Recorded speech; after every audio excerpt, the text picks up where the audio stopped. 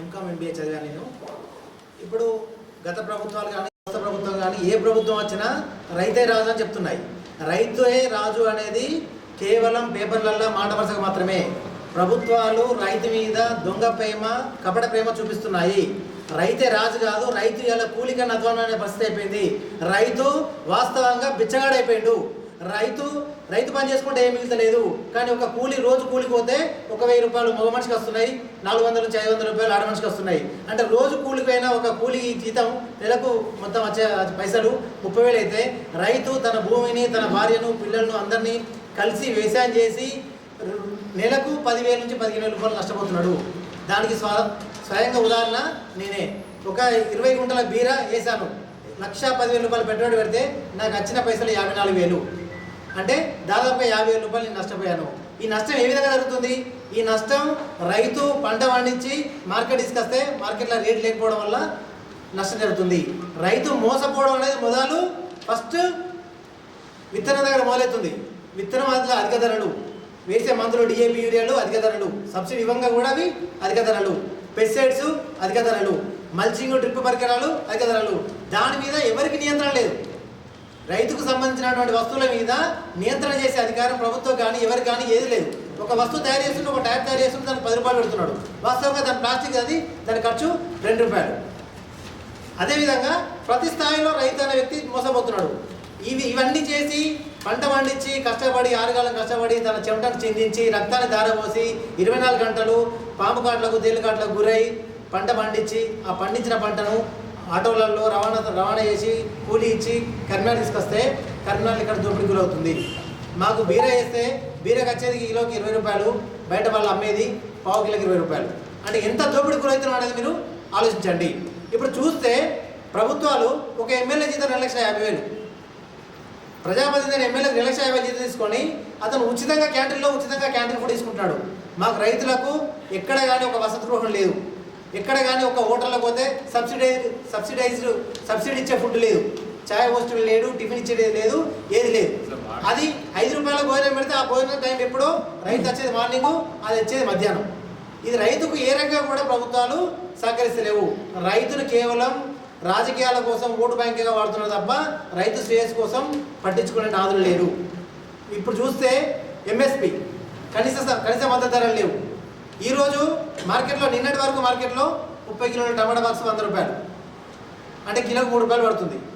టమాటా rate 100 రూపాయలు ఉన్నప్పుడు ఈ ఉద్యోగస్తులు, వ్యాపారులు అందరూ ప్రభుత్వం మీద ఒత్తిడి చేస్తే ప్రభుత్వము రైతుల దగ్గర కొనుగోలు చేసి సబ్సిడీగా తక్కువ ధరకు ప్రజలందరికీ సప్లై చేసింది. మరి తక్కువ ధరకు మేము ఇప్పుడు 3 రూపాయలు ఉన్నప్పుడు మాకు తయారీ ఖర్చు 10 రూపాయలు అవుతుంది, మాకు మార్కెట్లోకి పోతే 3 రూపాయలు పడుతుంది. మేము 3 రూపాయలకు అమ్మినప్పుడు ప్రభుత్వం మాకు ఎందుకు సహకరించదు? మాకు ఎందుకు అలవెన్స్ ఇవ్వది? మాకు ఎందుకు బోనస్ ఇవ్వది? మాకు ఎందుకు కనీస ధర ఇవ్వది? ప్రభుత్వం ఇక్కడ స్పష్టంగా వైఫల్యం చెందుతుంది. 3 రూపాయలకు పోయినప్పుడు ప్రభుత్వం ఈ కూరగాయలను సేకరించాలి, దాన్ని డ్రై మ్యాటర్గా అంటే ఎండిన కూరగాయలుగా మార్చి బరువులుగా మార్చి అమ్మచ్చు, లేదంటే ఫుడ్ ప్రాసెసింగ్ ఇండస్ట్రీస్ దాన్ని సాస్గా మార్చడము, దాన్ని పౌడర్గా మార్చడం. మునగాకు ఉంది, దాన్ని పౌడర్గా మార్చచ్చు. టమాటా ఉంది, దాన్ని సాస్గా మార్చచ్చు. తర్వాత ఇంకా వేరే వంకాయలు, కాకరకాయలు, బీరకాయలు ఉన్నాయి, వాటిని వరుగులుగా మార్చచ్చు.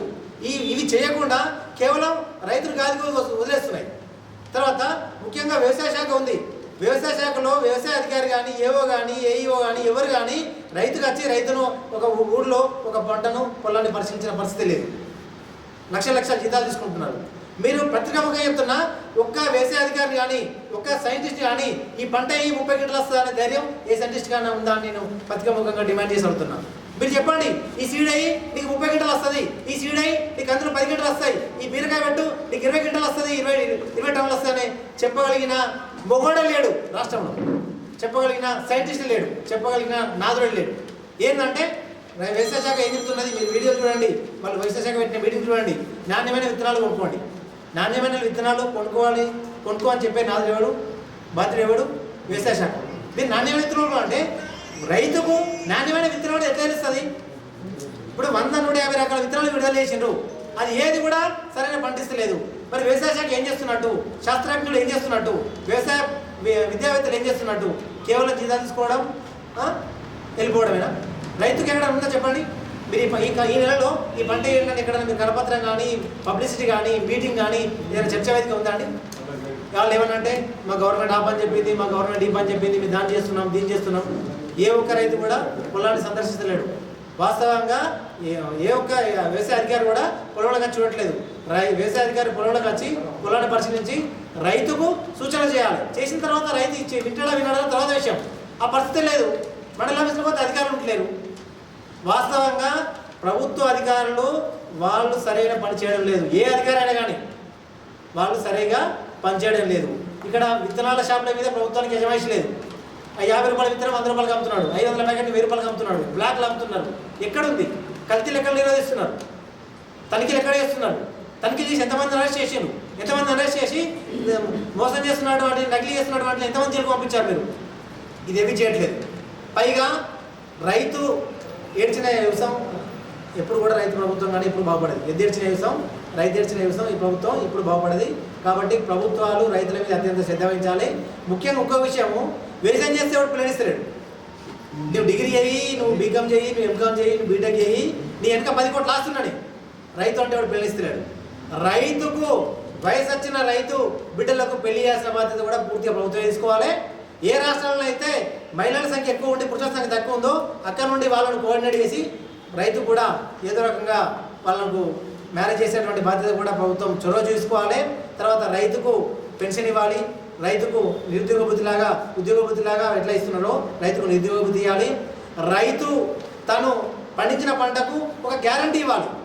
ఇవాళ రైతు తన భార్య మీద పుస్తకాలను తాకట్టు పెట్టి వ్యవసాయం చేస్తున్నాడు, లోన్ తీసుకొని తాకట్టు చేస్తున్నాడు, భూమి తనఖా పెట్టి వ్యాపారం చేస్తున్నాడు.